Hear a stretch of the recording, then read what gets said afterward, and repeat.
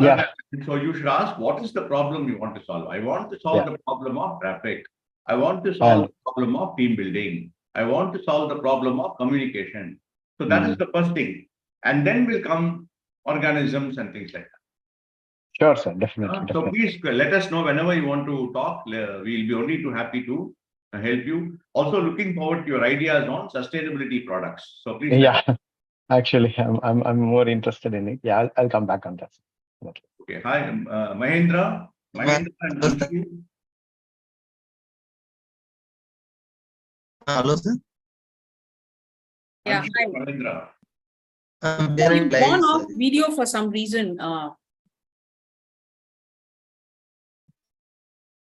Mahendra, Dr. Ann, Anshu, can you please come on video so we can speak to you and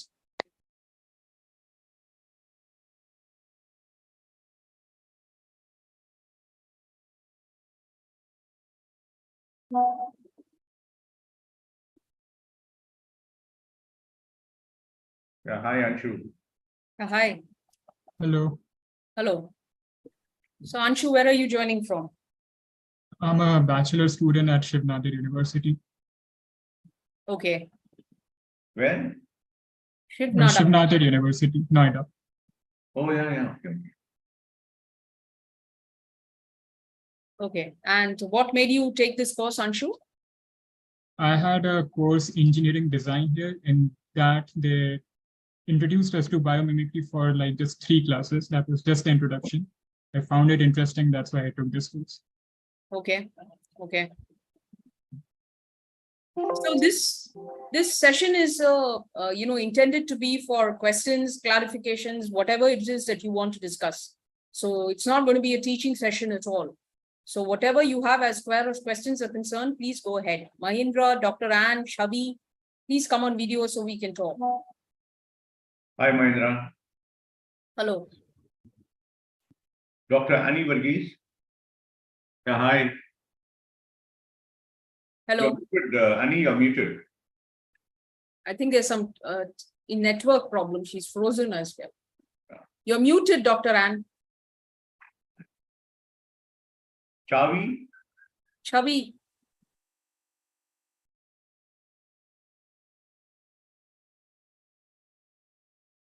So Mahindra, where are you joining from? Joining from the Punjab. Sorry, your voice is not very audible. I'm joining from Punjab. Is it audible now? Sorry, still can't hear you, Mahindra. Am I audible now? Or? Yeah, it's slightly better now. Thank you.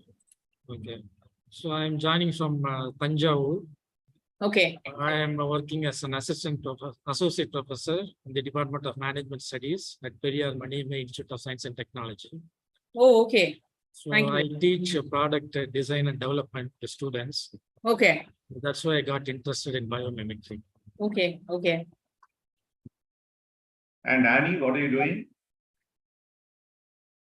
Can't hear you, Annie. Can't hear you. You're muted. You need to, yeah, I think you need to disconnect that and start directly into, no.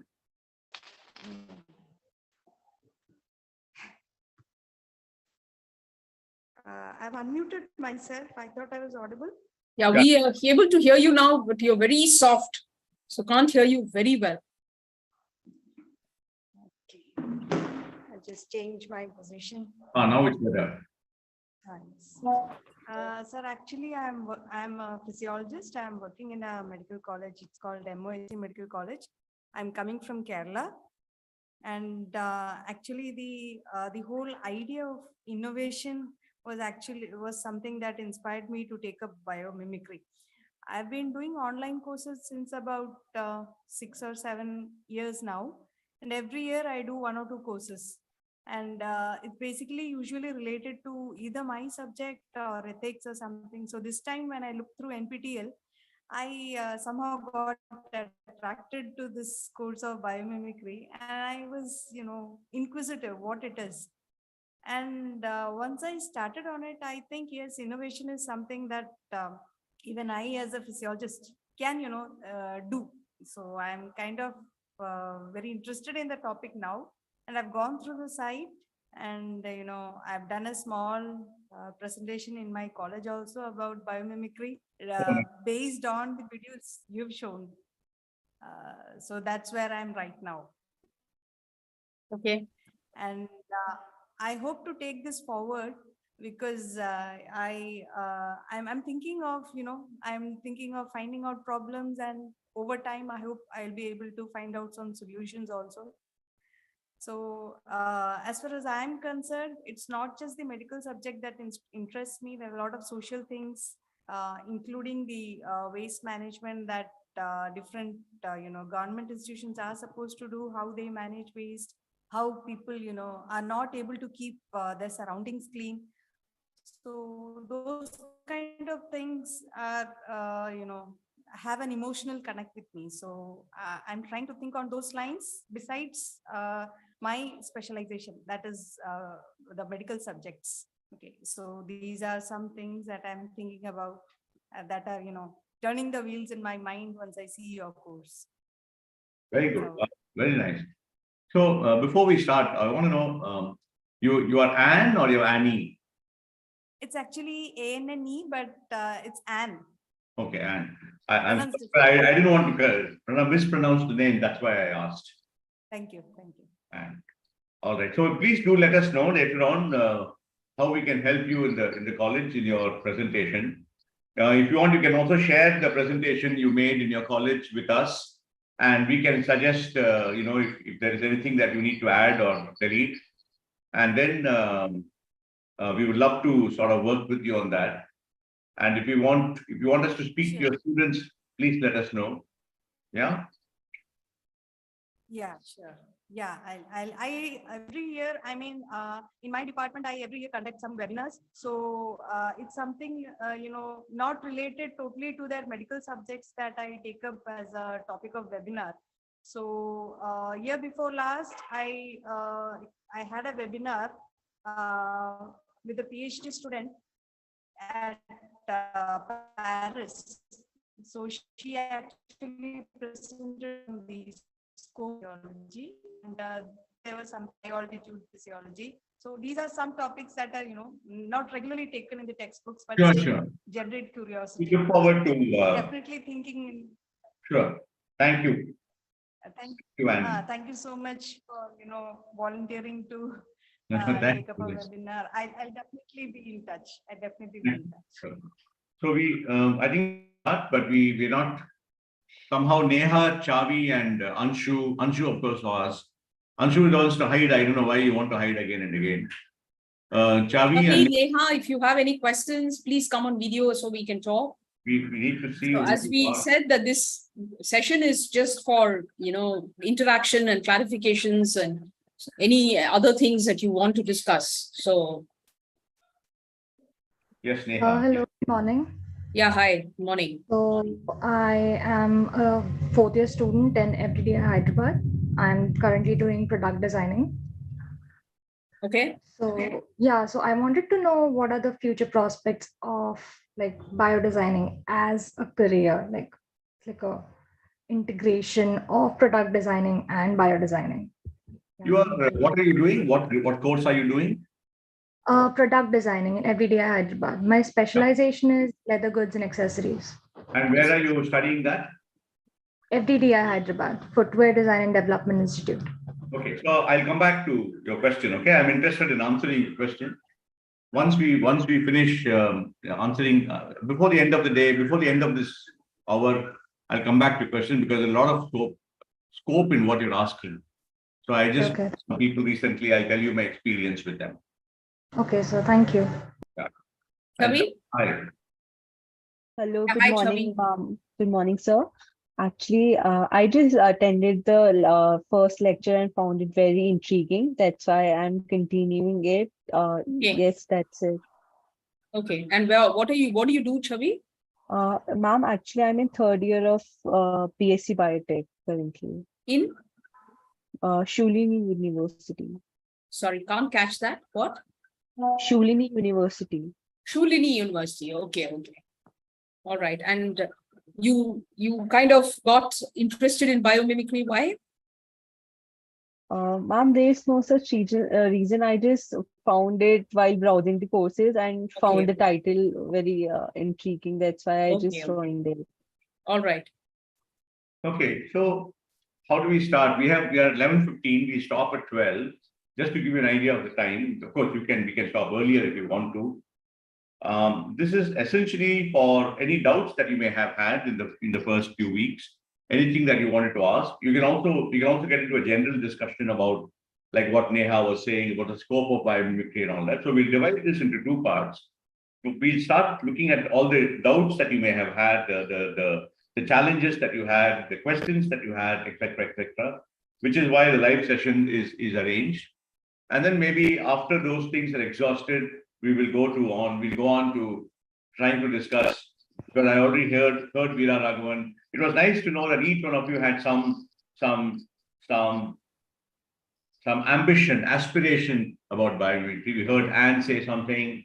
Veera Raghavan said something. Anshu and Chavi are still studying. Neha wanted some scope of biomimicry. It's nice that you're looking to the future and not looking at the past, right?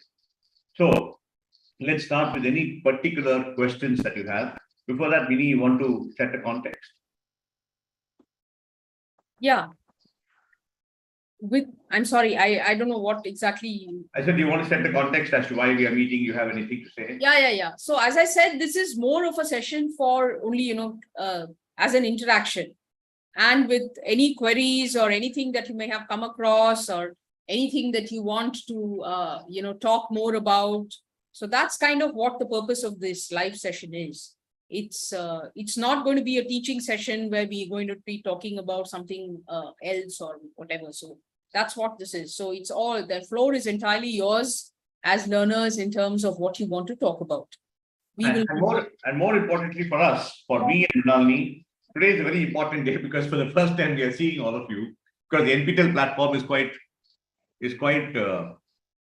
limited in the sense that we deliver something on screen, you people see it whenever you want. So there is no human relationship. And so we were looking forward to today because for the first time, we can see people who are learning. So it'd be nice to talk to each other, know each other, become a group and help each other. So that's the exciting thing about today too. Yes, so go ahead. Yes, sir, I agree with you about that aspect. Like I had done a few courses on Coursera and edX, and live sessions like these have not been scheduled. So I feel these kind of sessions would help clarify us more about the subject and help us get interested in the topic more. So I have a small, as I start thinking about biomimicry, I was just thinking about how far can we translate an abstract, a biological strategy into a design strategy. So, that needs time, isn't it? It doesn't come so magically. You'll have to keep thinking about that over time. And like I was going through, you just have to be deliberately put yourself into that creative mode to be able to come up with ideas. So it needs time, I feel. I was just thinking about certain topics like how people should be able to the micropore plastics. That is one of the biggest sources of pollution in our in the oceans, on land. What is your question, Anne? I'm not able, also Anne, I'm really sorry, but I'm not able to hear you at all. So I am really not able to make out what you're asking. I know my question is about how we can, the conversion of a biological strategy to a design strategy. Am I audible now? Yeah, I can. So you're talking about a conversion of biological strategy to design strategy. Exactly. Yeah. And what's your question regarding that? How do you convert biological strategy to design strategy? Right. Yeah. So I think that takes time, and can you just guide me on that? Right. So in terms of conversion from a biological strategy to a design strategy, I think the key concept there is moving from a specific way that an organism does performs the function. So you've already identified the function that you want to solve for. And you've looked at this strategy because it is pertaining to the function that you want to solve for. Now, this is a very specific way of solving for that function because the organism does it in a certain way. And that is the biological strategy. Now, you want to translate it to the human world. And therefore, the step there would be to move from a specific way of performing the function to a general way of performing the function. And that's the key point in the abstract step, which is the conversion from biological to design strategy. Which is why in the video, I gave some tips like, leave out the biological terms and look at ways of referring to items, referring to parts, etc., by the function they perform. So therefore, when you're talking about skin, don't say skin, say membrane, because then you know that it's a semi-porous surface that's going to be doing something. So that's the whole intention, is to be able to extract the essential principle of how the function is being solved for in the natural world, so that you can bring it to the human world, and you can then take that forward in the emulate step by ideating and brainstorming and thinking about how that could relate to your specific problem that you have already defined. Now, the one or two key points there would be, of course, that don't start ideating at that point.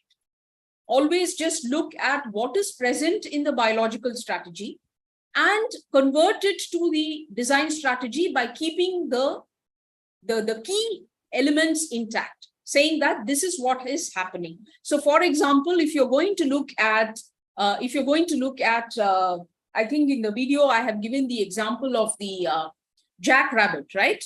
So how does it keep cool in a hot atmosphere? So the whole point there is the essential principles of the little capillaries that actually radiate out the heat and keep the organism cool. So the surface that is extra and its ears are huge. So the concept that you need to retain in the design strategy is that larger surface area so as to be able to give out the heat that it has and reduce the temperature of the core temperature of the organism. So that's what you need to be. So I'm not going to ideate here. Even though my problem statement could be related to, let's say, regulation of temperature or anything at all, I'm not going to ideate at this point. I'm just going to look at the key concept and make sure that I'm translating it to a general way of doing things without referring to capillaries or ears or things like that. So that's the whole point of this abstract exercise. Rather than, and the exercise, the abstract step is important because it's that important bridge for you to look at how the organism solves it and take it and translate it into how could I use that in the problem that I am looking to solve. So that's the leap that you have to do. And you can't just do it on your own, which is why the abstract step exists. Thank you. Does that help? No. I had one more doubt. Like I was just thinking, if we are thinking about a non-biodegradable degradable substance, so when you're talking about nature, most of the organisms would be handling biodegradable substances, right? Or their methods would be biodegradable. Okay. But here we are talking about plastic or glass or things like that, which are not easily biodegradable. So, in chemical terms, probably as polymers, which are not biodegradable, how does nature manage it? So that was another thing that, so your question, sorry, Shiva, go ahead. No, go ahead. So are you saying that you have defined a problem around the biodegradable? I'm not clear what you're trying to ask. Like non-biodegradable waste products that people just throw here and there. So like plastics, micropore plastics, which will stay in the environment for millions of years to come. Okay. So that the nature still does not have a solution for things like that, right?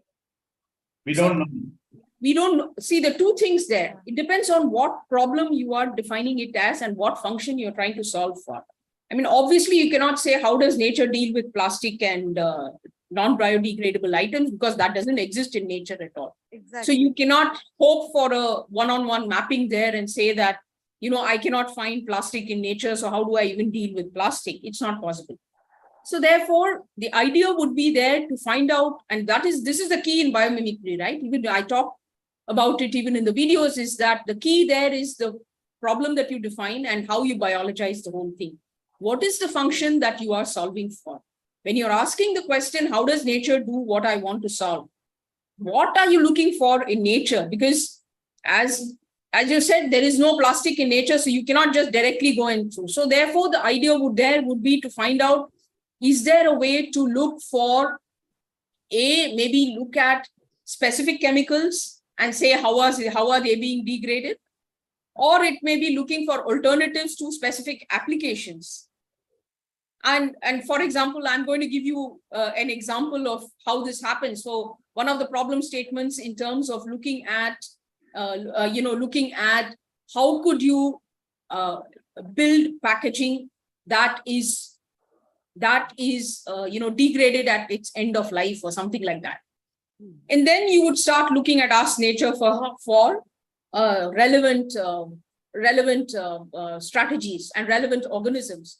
And hopefully, if you start combining those, you could come up with something. So I don't have to tell you this, but directly asking the question on plastics and glass or whatever is not going to really help you because that doesn't exist in nature. So you need to be aware of that. Did that answer your question? Is that what your question was? Yes, it answers my question. So yeah, it needs a little more thinking. Like right. I strongly feel that plastic pollution is something that people are very careless about, and it's everywhere. Right. Everywhere. Also, following up with what Mrinalini was saying, I think she also said something very powerful. She said you have to ask yourself what is the function that you're solving for, and how does nature handle that function. So when you're talking about plastic and all that, my mind was not going to plastic. My mind was going to how does nature handle the degradation of something. For instance, if I eat something, maybe what the stomach is doing, right? So is it that you want to does nature produce enzymes to digest something, to destroy something, to transform something? So the functions that you're looking for is transformation, and things like so. Maybe your exploration will be in those things in nature that when introduced into some other substrate or some other material, the material changes its original form and becomes something else. So the food that I eat, the carrots and whatever I eat is digested by the stomach by all those acids, and it's transformed to something else. So similarly, is there a function that you can think of that nature, and is there something in nature that nature uses in order to transform the original whatever you want to do into something else which is biodegradable? Is something you can think about. Oh, yes.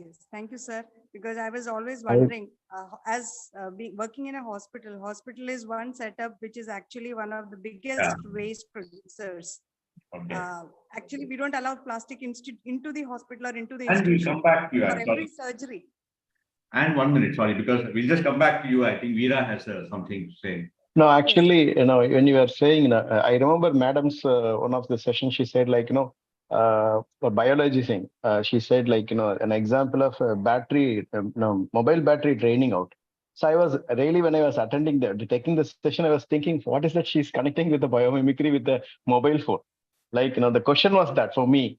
But when she explained about the concept of the wordings that we have to pick up, conserve energy, or the saving of energy, those kind of things. That's what in fact I thought of. When you, in fact, similarly, Madam, Ma'am Annie and Ma'am, I was just discussing about the kind of thing that sustainable production. That is what actually I want to focus on. It is one of the thing, as Ma'am said, the packaging is one of the biggest thing. In fact, earlier, not this session, earlier I heard about, I forgot the village in a European country, where they even banned the additional product. If the village administration has passed a resolution, if it is if it is a toothpaste, only the toothpaste, the tube only will be allowed inside the village, not the extra cover.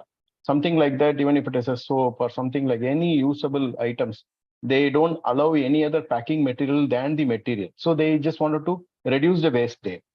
They allow only the product or the essential final packing.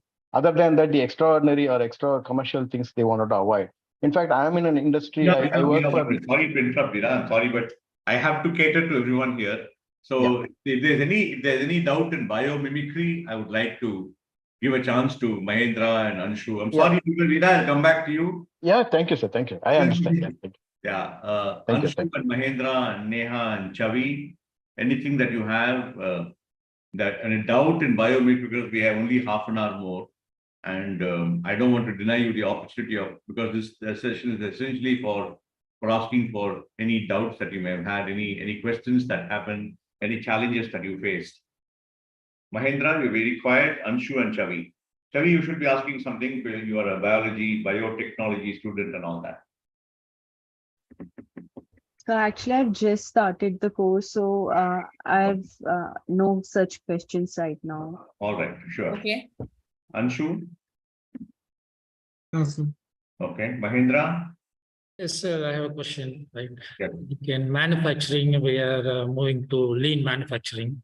There are so many different concepts to improve quality. So do they have parallels in biology, like improving quality, increasing productivity, or that kind of concepts? Your question is there a parallel in biomimicry? Because we are not biology teachers. Okay. Is there a concept in biomimicry that has parallel to manufacturing and productivity and quality, right? Right, improving quality, improving efficiency. Efficiency. Again, I think, Mahendra, you will have to look at the function that you want to solve for. There will not be a literal parallel in nature, because the human world, by definition, is a manufactured world. We have created certain processes, created certain things as a, if I may use the word, it's a man-made world, right? So you will not find a direct parallel in nature, which is why you will have to be very clear about what is the function that you seek that you can take lessons from, which is why the whole thing about function becomes so important in biomimicry. So if you're going to talk about things like, let's say, improving efficiency, and you're looking at improving efficiency in what? And you could probably then look at the taxonomy and say, what are the relevant functions that could help you with respect to that? So therefore, if you look at the taxonomy, improving efficiency in a specific, could you give me an example of something that has as a problem statement that you have thought of or something, just so we can do a quick exercise, just to kind of give you a sense. For example, Mahendra, to help you from what Mrinalini is saying, if you want to increase efficiency in speed, let's say, right? When you say increase efficiency in speed, it could be either run faster or conserve energy while running. Both of them are efficient running, right? If I run faster, then it's efficiency in increasing the speed. But if I run, at the same time, I'm able to conserve energy while running. That's also an efficient way of running. So what is the efficiency you're looking for? Efficiency, where are you looking for? In what context are you looking for efficiency? Is something you may have to think about. Like in production, we try to keep on increasing the number of units produced per hour. Right. So therefore, if you're looking at number of units produced per hour, where exactly are you? So therefore, what is the function that you're trying to solve for? That is something I think is the key thing there, Mahendra. Because, obviously, just like the example of saying, how does nature create helmets? That's not going to help you. It's same thing. You cannot ask, how does nature, produce more units per hour? You will then have to ask us a relevant question in terms of saying, what is a function that could have an analogous thing to this number of units per hour? Look at the taxonomy and see what it is. It could give you some ideas, of course. Or you can ask, what is slowing down the number of units? So, those are some tips I gave as well, right? You look at the ways of directly approaching it, synonymous ways of approaching it, or flipping the whole thing around and approaching it and say, okay, these are some of the functions that I could look for. So that's the key step there. The biologizing is the key step there. So what I would suggest is that you take a paper and pen and you draw the entire process from beginning to end until that unit is produced. And all the actions that happen from the beginning to the end.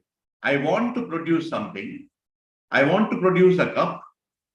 This is my action points. I will take ceramic. I will shape the ceramic. I will use electricity. I will use energy. There'll be a lot of waste. So each of these steps, there is some function involved, and there is some waste involved, and there is some energy involved. So is there something in these steps that you can improve? Can you spend less ceramic? Can you waste less ceramic? Can you spend less energy? Right? Spending less energy will also make you efficient. So look at all the functions from the desire to manufacture a cup until the actual manufacture of the cup, Mahendra. Once there must be at least about 5 or 6 functions in that. Find out which function you can improve and how does nature handle that. Okay. Yeah, and please come back to us because it's a very interesting question, because manufacturing is something that will probably benefit from biomimicry. Okay.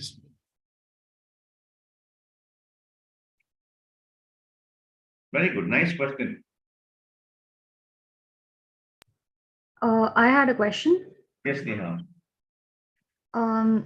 So like nowadays, sustainability and circular economy are taking like the major spotlight everywhere. So how does biomimicry contribute directly to sustainability? Because when we are like using biomimicry to develop a product, maybe like a problem to solution approach or a nature to solution approach, we're doing it from scratch, right? So it takes up more resources and like more power and more resources in general. So how is that directly contributing to sustainability? Because in the end, our goal is to maybe like reduce the power consumption or reduce the raw materials. So how does that work out? What is the problem statement, Neha? Sorry? What is your problem statement? Because everything starts with the problem, if you have noticed, right? You need to have a problem to solve in order to find out what you can do with biomimicry. So Dr. Ann spoke about a problem. Veera spoke about a problem. Mahendra told us a problem. So what is the problem that you have, which you think biomimicry must address? No, I'm not talking like about addressing a problem. I'm talking about addressing a scenario which is present in today's world. Yeah. What is the scenario? For like developing circular economy products or developing sustainable products. So your problem is how does nature, like what Anne was saying, right? How does nature help in biodegradation, correct? Not really, like not exactly biodegradation. Then what? What is it? When you say circular, what are you saying? The circular economy. So Correct. It's basically reducing the carbon footprint in the industry, maybe. Yes. So you want to know what nature is doing for that or what? Yeah. So if we develop products according to the biomimicry approach which we studied, so that's doing it from scratch. Yes. So therefore, for instance, okay, let me answer the question that you started in the beginning with, right? So we had a similar problem as a company. We had a similar problem, and we said. So therefore, I was saying even now, I think you must start with the problem statement. But anyway, it doesn't matter. And this will answer both your questions. What I'm going to say now is going to answer both your questions. Your question about circular economy as well as about what Anne was saying, right? So, and what Veera was saying. So, and for us also, we were struggling with your same question, Neha. We started this company about 2 years ago. And up to now, we've only been teaching. And we said, and every time we teach, you would have noticed that we want all of you to go to the United Nations Sustainable Development Goals, pick up a problem, and then use biomimicry process to solve that problem and all that. So Mrinalini and I were saying, why are we not doing that? Why are we not solving a problem? Why are we not looking for a problem? And that is why I keep on asking for problem statement, because it's so powerful. So we said, we are also interested in sustainability like Veera and you. And we said we need a problem statement, but otherwise there is nowhere we can go. So the problem statement that we defined was, and it also was born out of a curiosity to see where nature was being destroyed. So the problem statement we started with about 3 months ago was, how does nature what's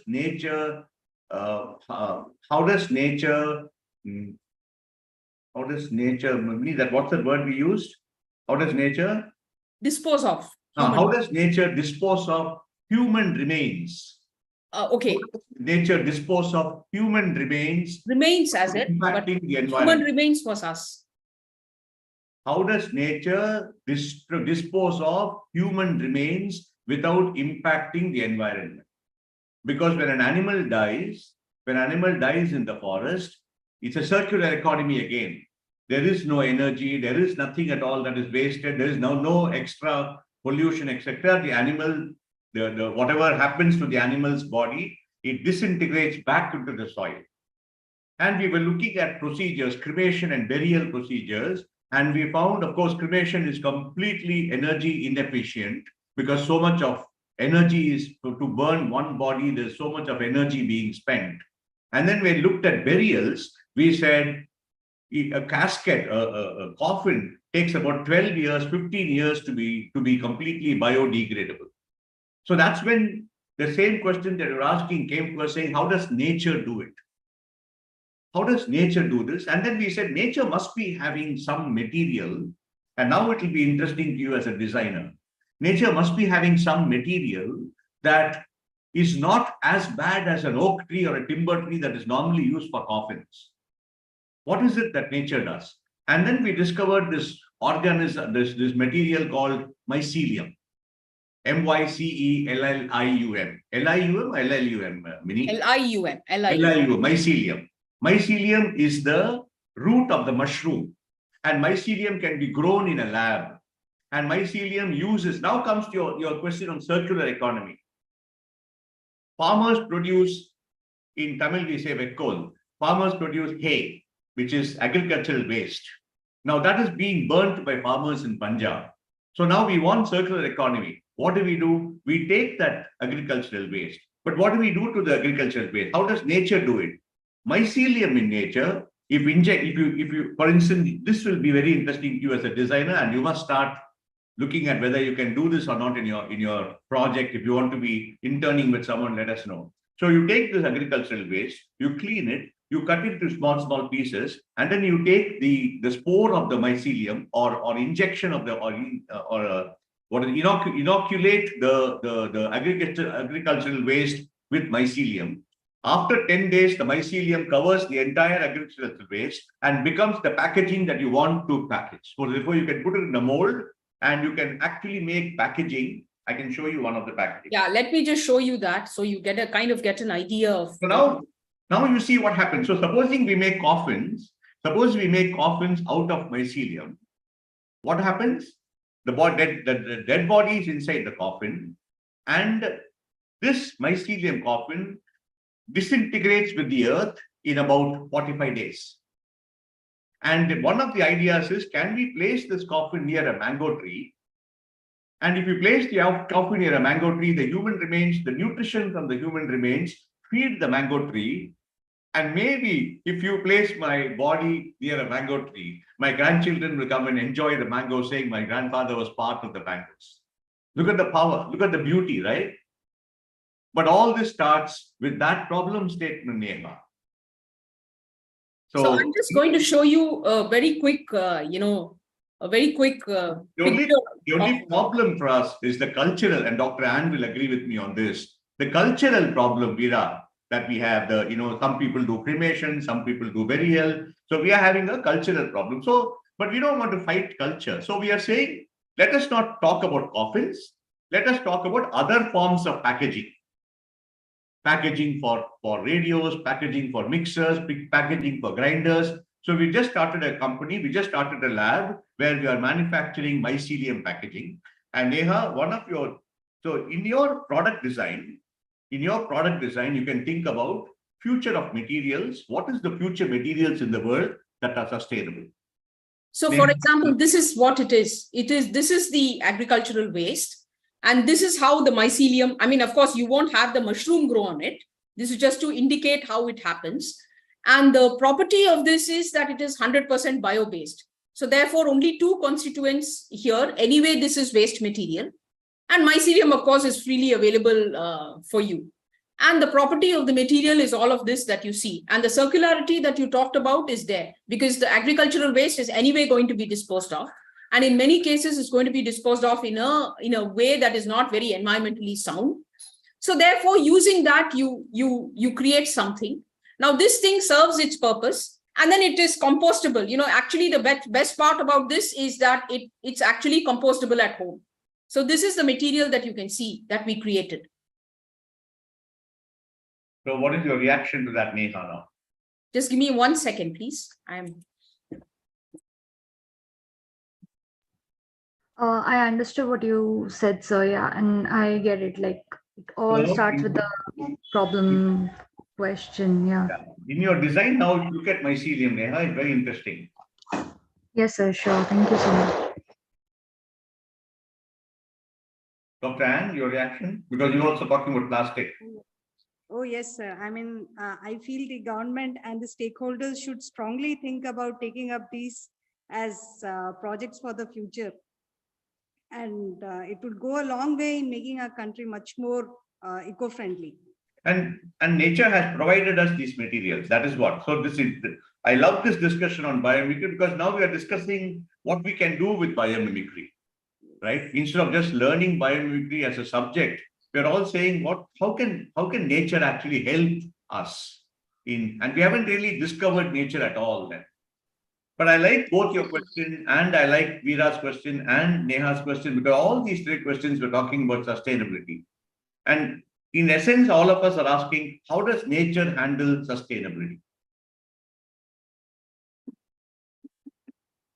Yes, Mini? Exactly, sir. Yeah, and the quick thing that I also want to add here, because sorry, I was kind of distracted by something at the door, but one of the things I heard that it was about the problem statement that we can define.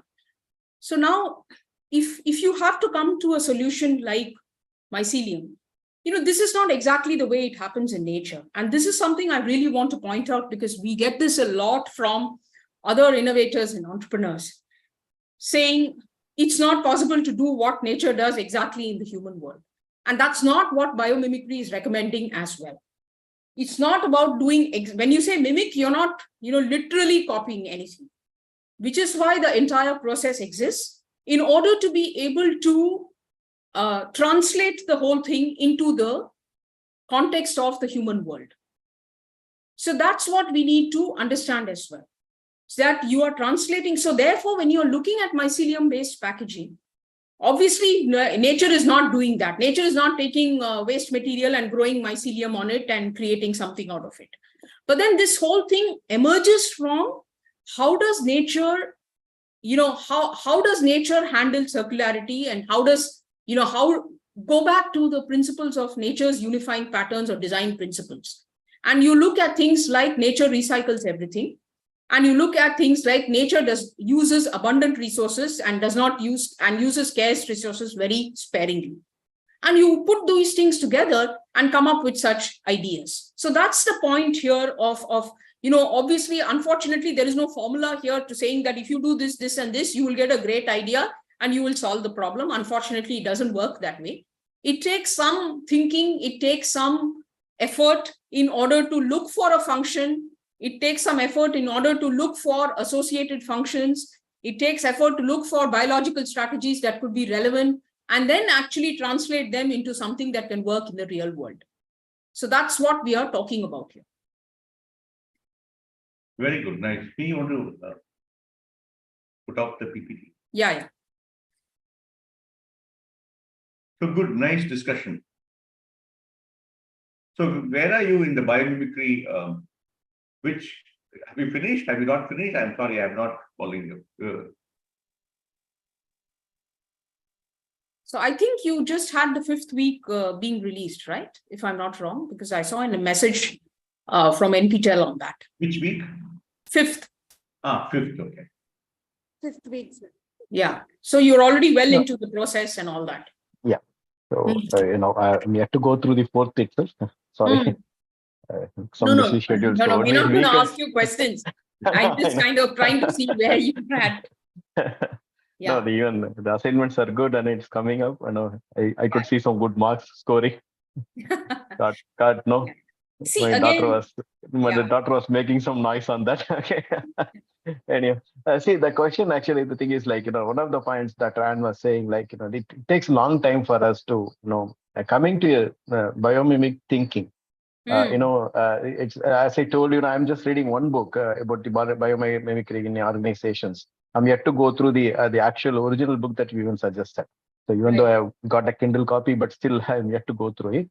There's some schedules and all that, preoccupied with something. The thing is it's going to be only 8 weeks course. Is there any way we can still communicate with you or be in touch with you later on?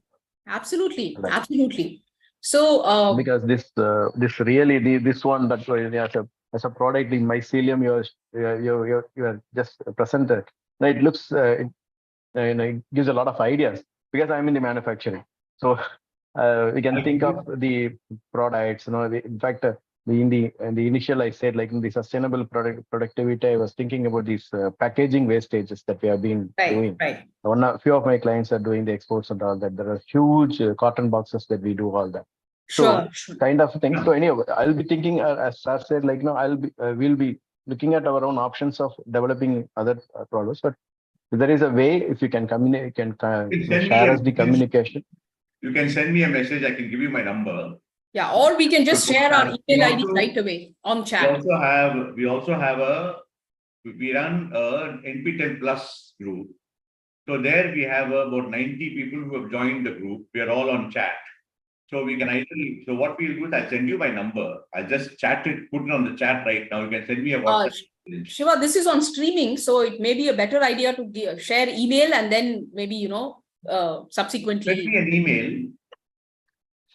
I'll share the email you're saying. Well, I'm not sure if it's a good idea to share on streaming like that, but, I could just let you know. We could just let you know the email. Email is basically just shivamrinalini@biomimicrycompass.com. So you could write to us. So the name of the company is right there on the screen, biomimicrycompass.com. And it is Mrinalini @ and Shiva @. So Shiva@biomimicrycompass.com. Okay, Veena, write to us and we will get in touch. Definitely, sir. Can be part of the larger group. We have about 90 people. So we have a WhatsApp community which kind of shares information and all that. So you could be part of that as well. Sir, I would also like to be part of that because... Please write to us, Dr. Ann, just write to us and we will send you the link. Shiva@biomimicrycompass.com. Yes.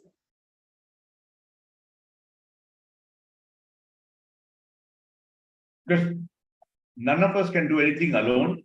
We all need to work together to solve a problem. And I think, especially in sustainability, we all need to come together. So that's why I'm very excited about all of you speaking about sustainability, because that is one of the, when I started teaching biomimicry, sustainability was not such a big thing on my mind. But when Mrinalini joined me, and he was the one who pointed out that sustainability is a huge aspect, especially when we started teaching biomimicry.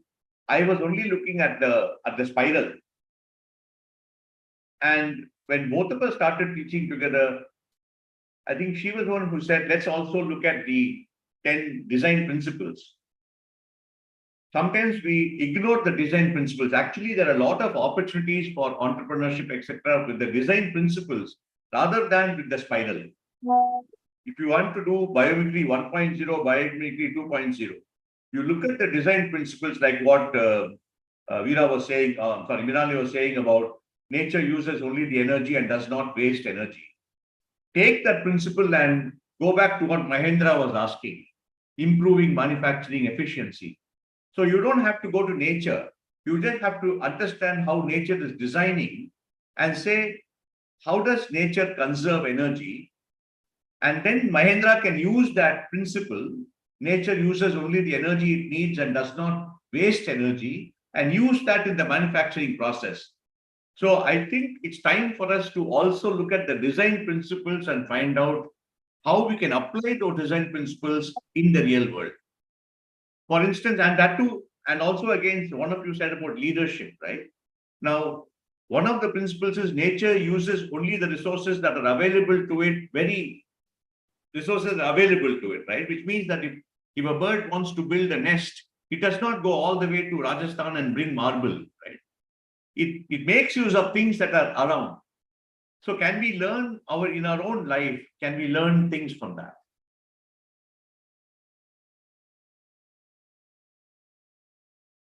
A lot of leadership lessons, human challenges, lessons.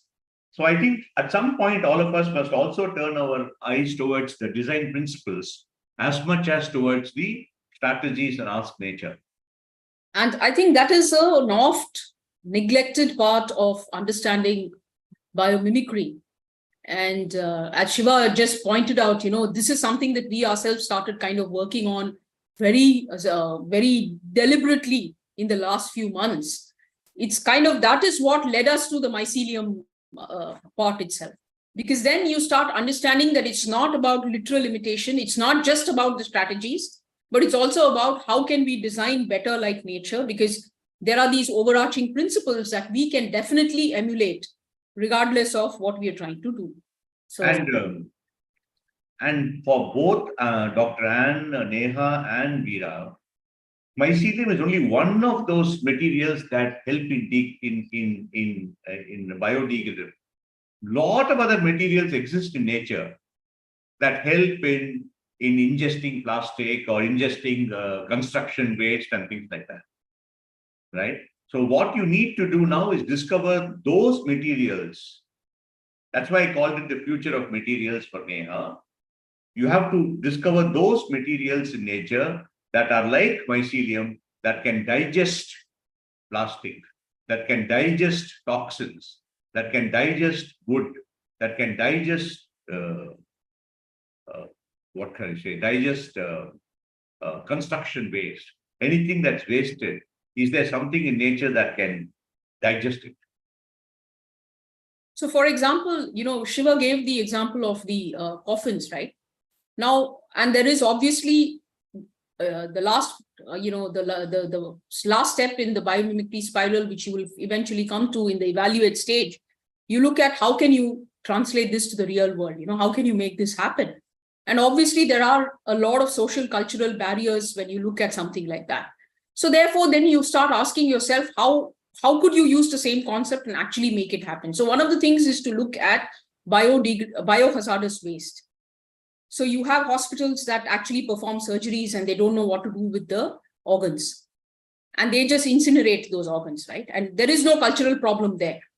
You can still dispose them off in a safe way, in a sustainable way by using something like this. So then you start thinking about what else is possible rather than just being stuck in one thing.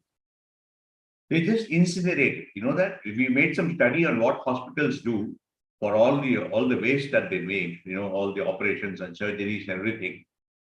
They just put it in an incinerator and burn it. That's it. So there are some rules, of course, in terms of, because it's biohazardous, you need to dispose it off in a certain way. But then there is definitely a possibility of doing it in a sustainable way, rather than just spending fuel and, getting into carbon emissions by doing this kind of incineration. And that's what we are looking at as well. Also the challenge is also in bringing down the cost. Of course. Plastic is very, very cheap. Styrofoam is very, very inexpensive. While to make the mycelium packaging, you have to spend much more. Now, why would any of us spend more money for packaging? right? See, So this is what you, and Dr. Ann, this is what you should think about when you're talking about, it's very easy to talk about sustainability, packaging and all that, but it's very expensive. Exactly. So the other thing is to look at the actual cost. See, when we look at the cost of plastic, we are only looking at the cost of raw materials and cost of manufacturing. We are not looking at the environmental cost of plastic, which is why we think the cost of plastic is low. But when you're going to add that environmental cost, obviously it's going to be much higher than what else you come up with. And that's a new way of seeing things. And that's what we have to kind of, think about when we talk about nature's patterns and things like that. when we go to a shop, the shopkeeper says, I can give you a plastic bag, but if you want a cloth bag, you have to pay 15 rupees. So what we do, we say, okay, plastic bag. Because we don't want to spend 15 rupees. So sustainability is an expensive habit. Right now. So how do we do it? How do we make it not expensive is the whole point. Exactly, yes. Good. So let's meet again. We will maybe 2 weeks from now, and let's meet for an hour, say hello and things like that. And if anything is there, we can share. I love this discussion because we shared so much.